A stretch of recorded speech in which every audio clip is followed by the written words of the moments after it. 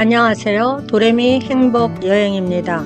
오늘은 한국의 아름다운 꽃무릇 명소 베스트 3로 고창, 선운사, 영광, 불갑사, 한평, 용천사 세 곳의 꽃무릇을 소개해 드리겠습니다.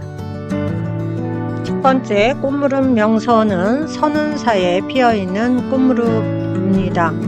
생태 숲을 지나 선운사로 이어지는 길목에 피어 있습니다. 입구를 통해 들어가면 옆에 도솔촌이 흐르는데 오솔길을 따라 걸으면 꽃무릇이 아주 예쁘게 피어 있습니다. 선운사에 꽃무릇 축제는 없고 상가 앞쪽으로 계속 꽃무릇이 피어있는 길을 따라 올라갑니다. 꽃무릇은 줄기만 뻗어 있고 꽃은 위에 얹혀 있는 모습입니다. 꽃잎이 말려서 동그랗게 뭉쳐 있고 그 주변에 수염처럼 난 수술이 에어싸고 있어요. 굉장히 화려하고 예쁘나 약점은 향이 전혀 없답니다. 상가가 끝나고 오른쪽으로 생태숲으로 접어들면 꽃무릇 군락지를 만나게 됩니다. 꽃무릇을 상사화라고도 부르는데 꽃무릇과 상사화는 엄연히 다릅니다. 왜 상사화라는 이름이 붙었냐면 꽃무릇은 잎이 없어 꽃이 시든 뒤에 잎이 나고 잎이 시들면 다시 꽃이 핍니다. 그래서 꽃과 잎이 끝내 서로 만나지 못해 상사라는 애틋한 이름이 붙어졌다고 합니다. 꽃무릇은 여러 이름으로 불리는데 사찰 주변에 많이 피어 절꽃이라고도 해요. 꽃무릇의 알뿌리로 만든 녹말로 풀을 쑤어 사찰의 탱화를 그릴 때 활용해요. 알뿌리에 독성이 있어 탱화에 벌레가 끼지 않고 방부 효과가 있어 사용한다고 합니다. 꽃무릇이란 이름은 꽃이 무리지어 핀다라는 뜻인데 석산이라고도 불러요. 돌석에 달래 산자를 붙여 돌 틈에 나오는 달래 모양의 뿌리에서 이름 붙여졌어요. 뿌리엔 독성이 있어 먹으면 중추신경 마비로 사망에 이를 수 있다고 하여 장내화, 유령화, 지옥화 등으로도 불린다고 합니다. 꽃무릇이 피는 시기는 9월 중순부터 10월 초입니다. 한국이 원산지인 꽃무릇은 제주를 포함해 중부 이남 지역에 분포되어 있습니다. 선운산 도립공원은 영화나 드라마 촬영지로도 유명하여 너무 아름답습니다.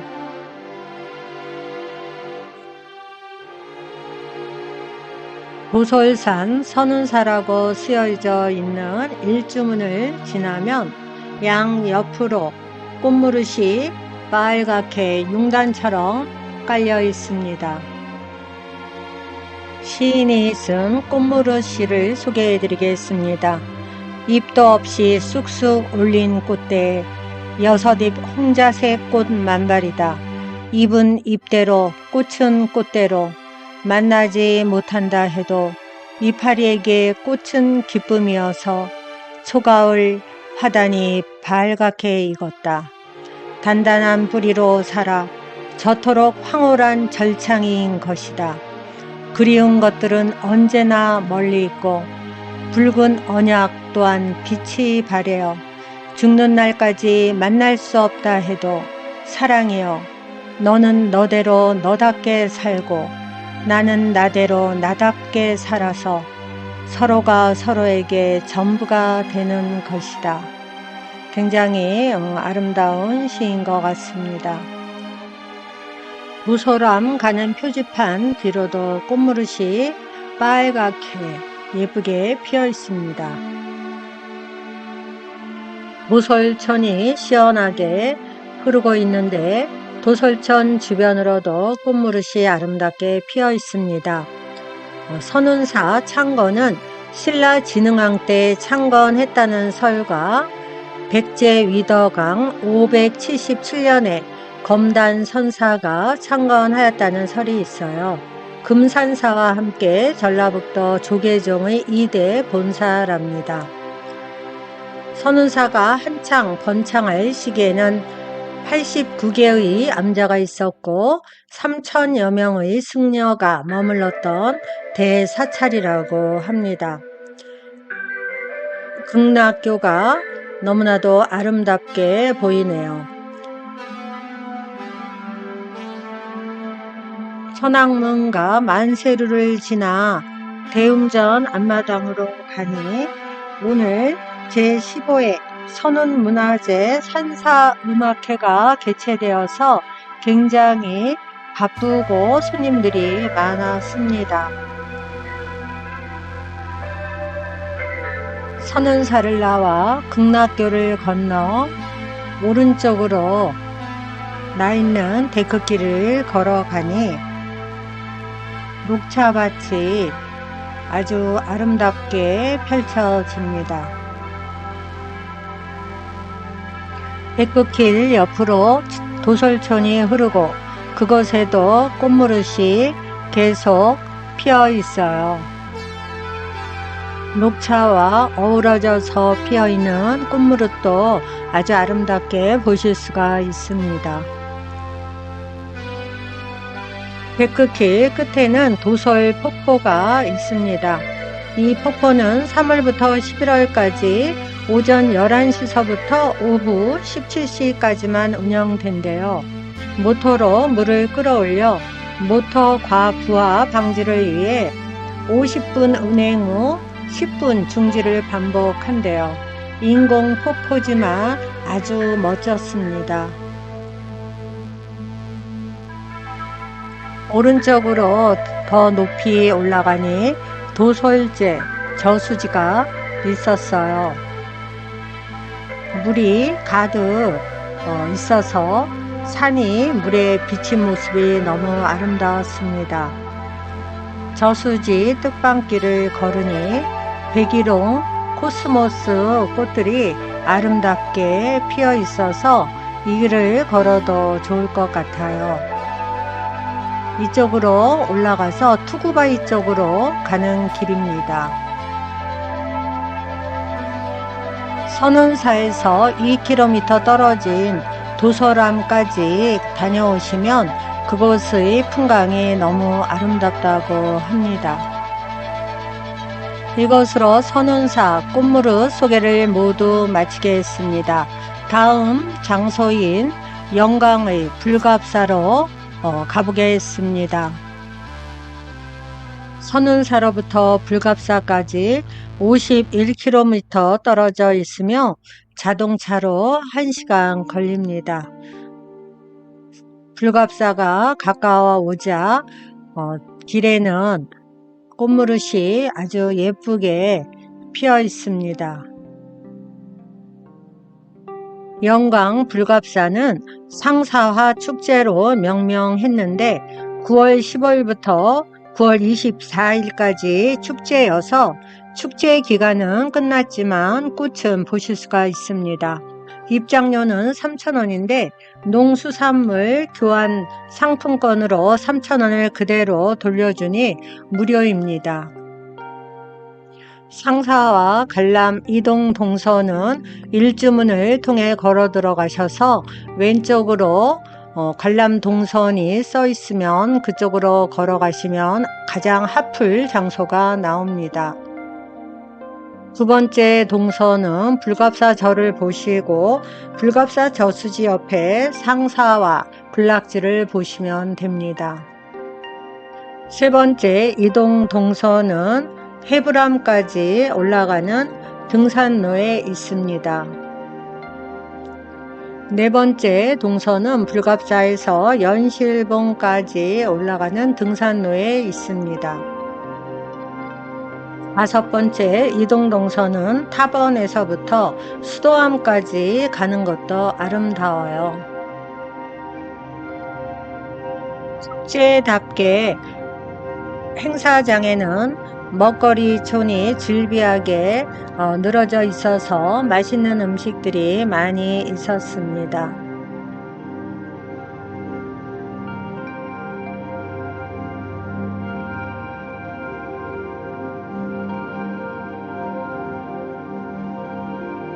불갑사 일주문 앞쪽에는 꽃무릇 한 송이를 든 여인상이 너무 아름답고 멋지게 조각되어 누워 있습니다.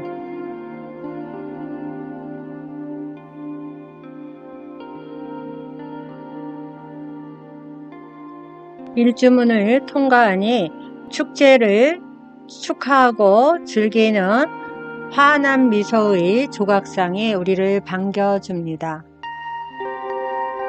상사와 게이트예요. 하트와 상사를 상징하는 두 개의 선을 엮어 하나의 사랑으로 피어난다는 의미예요. 우리 지금부터 꽃길만 걸어요. 상사와는 잎이 있을 때에는 꽃이 없고 꽃이 있을 때에는 잎이 없어 잎은 꽃을 생각하고 꽃은 잎을 생각한다고 하여 남녀간의 애틋한 간절한 사랑을 의미합니다. 불갑사 상사화는 매년 9월 중순 무렵에 불갑산을 붉게 수놓으며 피어나고 꽃이 진 10월에는 짙은 녹색의 새잎이 올라와 다음해 봄에 시들어요. 이곳은 꽃무릇 군락지입니다. 북뒤붉은 꽃무릇은 긴 꽃술을 휘날리며 가녀린 꽃대 하나 위에 고결하게 꽃을 피웠어요. 어느 곳에 서서 사진을 찍어도 아주 멋진 인증샷이 나옵니다.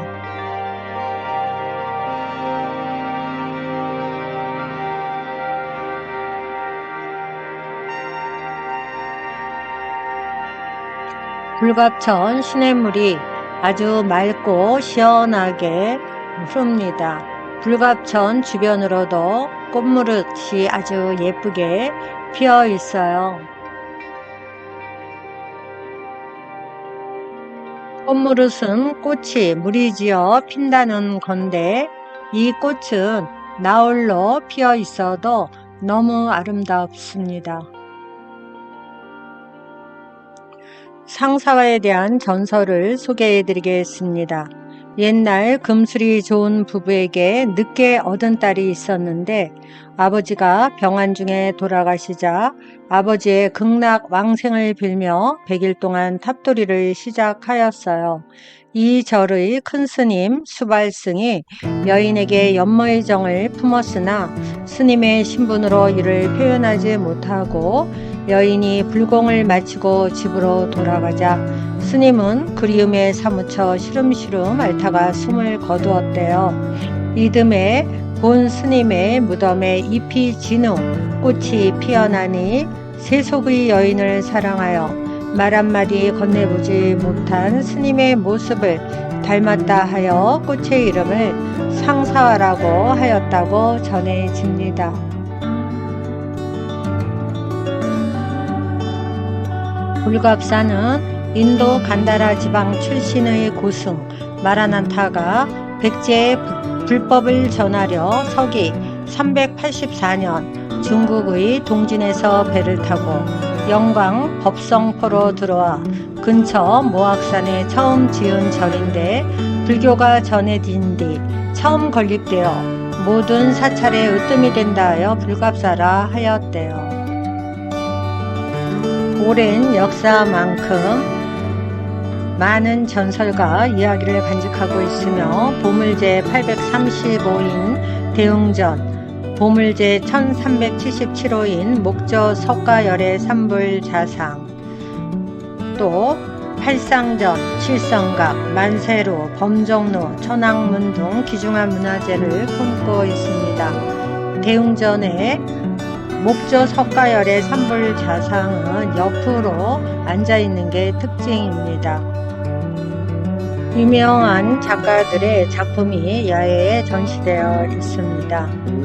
제주 상사화는 노란색으로 피어 있는 게 특징적이었습니다.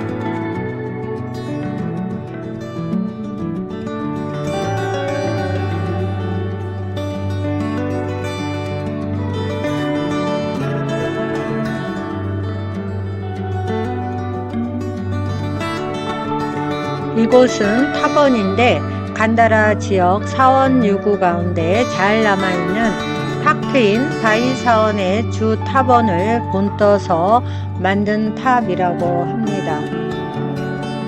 1년 만에 받아보는 상사와 우체통도 있고 I love 조형물도 예쁘게 되어 있습니다.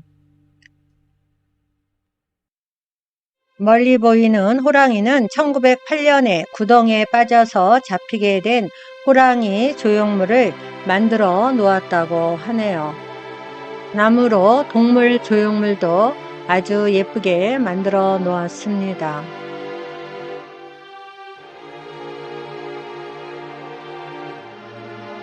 이상으로 영광 불갑사 꽃무릇 소개를 마치고 한평 용천사로 갔습니다. 영광 불갑사에서 한평 용천사까지는 17km 떨어져 있고 자동차로 20분 걸립니다. 이곳도 도로 양옆으로 꽃무릇이 아주 예쁘게 피어 있어요. 용천사 꽃무릇 보는 길은 꽃무릇 1길이 있고 꽃무릇 2길이 있습니다.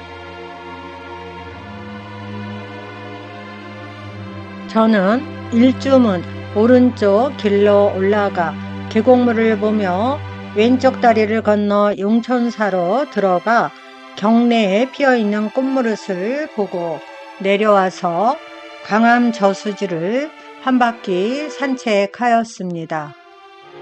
용천사는 꽃무릇 축제라고 명명하였어요. 무악산 용천사라고 쓰여져 있는 일주문을 통과하여 오른쪽으로 걸어 올라가니 계곡물이 아주 맑고 시원하게 흐르며 양쪽으로 꽃무릇이 아주 아름답게 피어 있습니다. 용천사 꽃무릇 축제는 9월 15일부터 17일간 3일 개최하였고 입장료는 무료였어요. 축제는 끝났지만 꽃무릇은 아직까지 아름답게 피어 있습니다.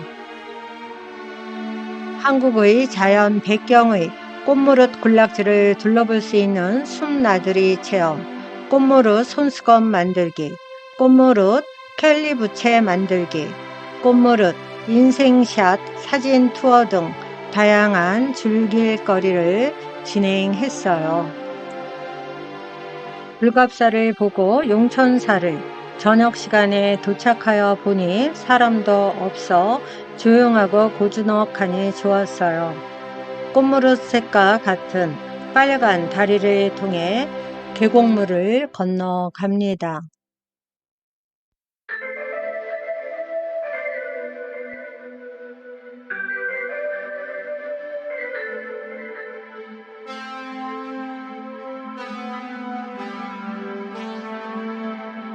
사천 앙문 양옆에 핀 꽃무릇 군락을 보는 순간 와 하는 탄성이 저절로 나옵니다. 용천사는 사찰내에 있는 꽃무릇이 아기자기하고 아주 예쁩니다.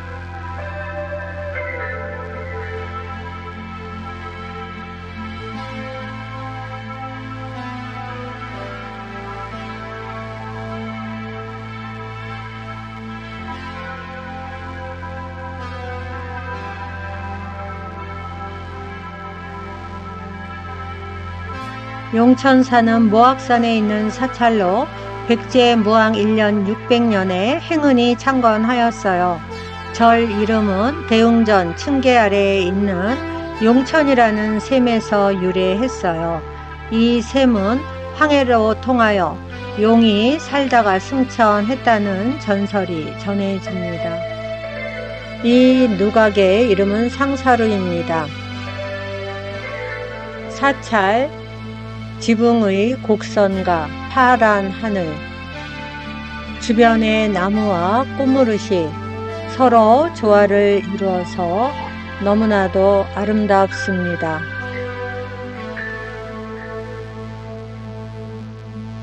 대웅전 뒤의 석등과 빨갛게 핀 꽃무릇도 너무나도 아름답고 또 기아와도 잘 어울립니다. 멀리 천불전 앞에도 꽃이 많이 피어 있어서 용천사에서는 이 경내의 꽃무릇만 봐도 마음이 흡족하고 꽃무릇을 다 본 느낌입니다.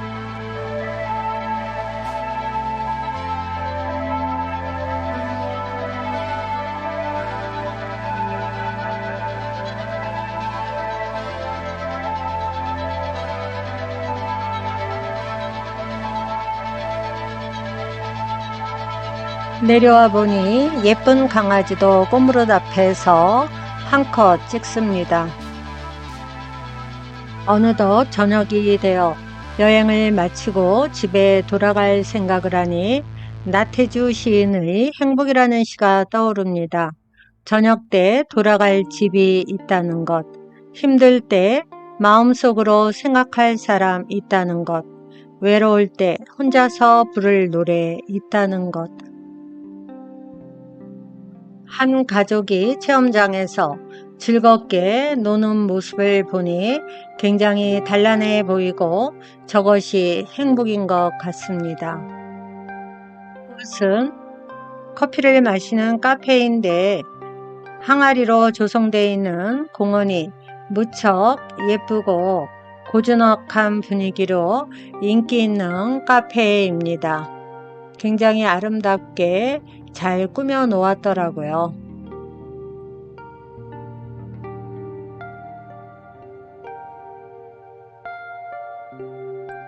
여행을 마치고 친구들과 335 모여서 차를 마시면서 담소를 나눈다면 이것 또한 사는 행복이라고 생각이 듭니다. 이곳은 용천사 앞 강암 저수지로 데크길을 따라 한 바퀴를 산책하셔도 너무 좋습니다. 해가 뉘엿뉘엿 지는 저녁에 산의 풍경이 광암 저수지에 비춰진 모습이 너무나도 아름답습니다. 이 꽃무릇 공원에 꽃무릇이 만개한 모습이 장관을 이루고 있습니다. 이상으로 용천사 꽃무릇 소개도 마치고 한국의 꽃무릇 명소 베스트 3군데 소개를 모두 마치겠습니다. 오늘도 저희 영상을 봐주셔서 진심으로 감사드리며 항상 건강하시고 행복한 나날 보내세요.